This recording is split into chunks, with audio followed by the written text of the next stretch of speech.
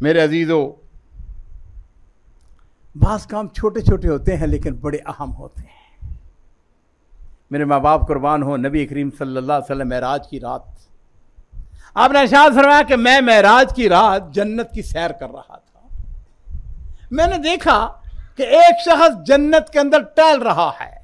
हदीस के अल्फाज हैं, आपने फरमाया कि यतकल्लबु फिल जन्नह, वो जन्नत के अंदर टहल रहा है। मैंने जबरील से पूछा, जबरील इसकी क्या खूबी है कि जन्नत के अंदर ये टहल रहा है?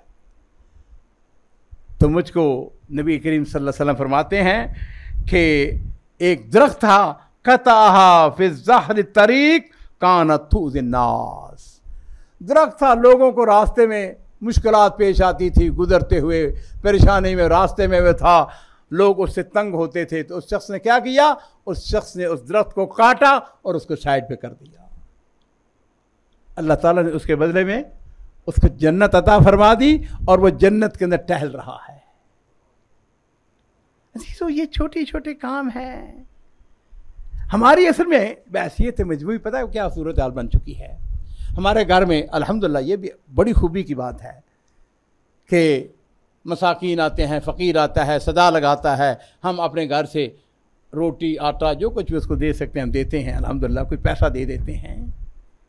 लेकिन मैं चाहूँगा कि हमारे माशरे के अंदर इज्तिमाई तब्दीली आनी चाहिए। कभी गौर किया हमने कि हमारे रिश्तेदारों में कितने यतीम हैं, कितनी बेवा हैं, कितने मसाकीन हैं, कितने बीमार हैं? साल भर में, चल ना सही हर महीने, कभी हमने कभी बजट रखा है, चाहे वो मामूली सा बजट क्यों ना हो, कि ये मसाकीन का बजट है, ये फकरा का बजट है, ये वफरुल खैर है, ये खैर के कामों के लिए मैंने ये चैरिटी के लिए रखा है। और मेरे अजीजों, चैरिटी के काम जो हैं वो बहुत ज़्यादा है। अब्दुल्ला बिन मुबारक बहुत बड़ी अजीम शख्सियत है अपने दौर की, अपने वक्त की। उनके पास एक शख्स आया, आके कहने लगा, हजरत ये मेरा घुटना, इसके अंदर जख्म है बड़ी देर से और 7 साल गुजर चुके हैं, बड़े इलाज मैंने कराए हैं, मुझको आराम नहीं आ रहा है। और जिस तरह हमारे यहाँ होता है, बड़ों के पास जाते हैं, बुजुर्गों के पास जाते हैं, इसका इलाज क्या है? अब्दुल्ला बिन मुबारक कहने लगे, ऐसा है कि फलां बस्ती के अंदर, फलां गांव के अंदर पानी का कुआं नहीं है। कहने लगे, ऐसा करो कि जाओ जाके वहां पे कुआं खुदवाओ। इस नीयत के साथ, दावू मरज़ाकुम बिस्सदका, नबी रसूलुल्लाह की हदीस है, आपने इरशाद फरमाया, अपने मरीजों का सदके के जरिए इलाज करो। आज वही सवेद क्या होता है, बीमार हो जाएं, अपनी अपनी हैसियत के मुताबिक बड़े से बड़ा डॉक्टर, बड़े से बड़ा हॉस्पिटल, महंगे से महंगा हॉस्पिटल, वहां पे जाते हैं। मुझे अपना बचपन याद आता है। हम बचपन में हमें कभी बुखार होना ना या तबीयत खराब होनी, तो वालदा साहब ने कहना कि ये 2 आने का तेल उमर से में जाके डाला हो, और वहां पे कुप्पी बनी होती थी, वहां पे जाके हम तेल डाल आते थे। अब्दुल्ला बिन मुबारक कहने लगे कि फलां बस्ती के अंदर पानी का कुआं नहीं है, वहां पे कुआं खुदवा दो, मुझे उम्मीद है कि वहां पानी का चश्मा निकल आए और तुम्हारा खून रुक जाएगा। और उस शख्स ने ऐसा ही किया। वो शख्स जाता है, उसने जाके कुआं खुदवाया और अल्लाह ताला ने अपने फजल करम से उसके जख्म को दुरुस्त कर दिया। मेरे अजीजों, मैं ये क्यों ना आपको मशवरा दूं, मेरे पास कितने ऐसे वाकयात हैं, मेरे अपनी जाती जिंदगी के वाकयात हैं। दावू मरज़ाकुम बिस्सदका, सदके के जरिए बीमार है, नई बीमारी जा रही है, देखो अपने रिश्तेदारों के अंदर, अपने हमसायों के अंदर, अपने माशरे के अंदर आपको लातादाद ऐसे लोग मिल जाएंगे। छोटी सी बात है, कहने में कोई हरज नहीं है। कल की बात है, मेरी अहलिया मुझको बता रही थी, हमने अल्हम्दुलिल्लाह इज्तिमाई कुर्बानियाँ की हैं अल्लाह के फजल करम से।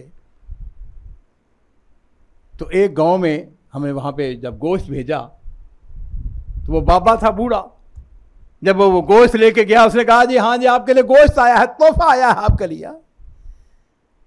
वो लेटा हुआ था बेचारा, परेशान हाल, बीमार। उसने जब सुना, उठ के खड़ा हो गया। अब अंदेशा करें मेरे अजीजों, ये बज़ाहिर फिर वही बात है, हम ये समझते हैं बड़ा काम हो तो फिर ही नेकी।